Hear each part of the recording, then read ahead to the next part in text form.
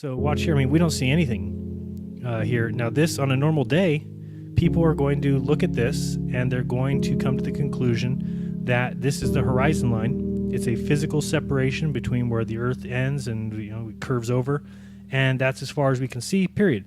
But on this specific day, the sun gets behind and creates a silhouette. So you'll see that coming up here shortly. And the fact of the matter is that these mountains are not floating and levitating in the air. They're just not. They're not a mirage. Doesn't have any of the characteristics of mirage. There's no towering, there's no floating, there's no distortion, there's nothing. That is the mountains of Canigao. Now, when you hear people say, oh, it's just this mountain here, this peak is 9,000 feet, but the rest of the mountain chain is there. So granted, can you see down to 1,000 feet or down to the shore? No, because you're looking over a vast amount of water. And again, reading these things that I read today are just more backup of that, of exactly what's going on here. But here, if you look at, this is not a mirage. You'll see this is not rising, this is not shimmering. This is the mountains of Canigao.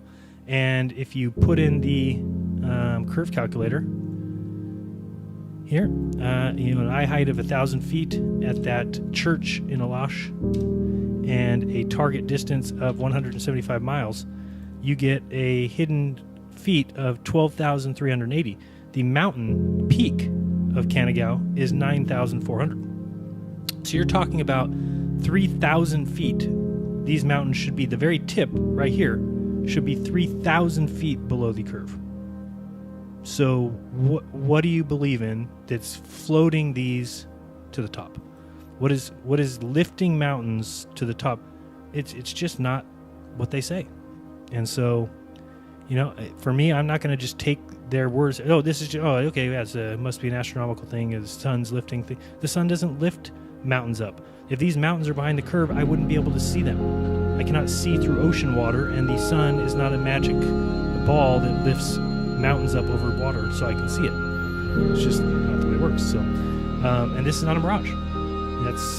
That's what they want to try and call it, because there's no other excuse for why we're seeing things at such distances that we shouldn't. And there's still people who go around and tell me that every observation that we see matches perfectly on a globe. That is an observation, and it doesn't match the globe at all. In fact, it would be impossible on any globe unless you believe in floating land and levitating mountain chains.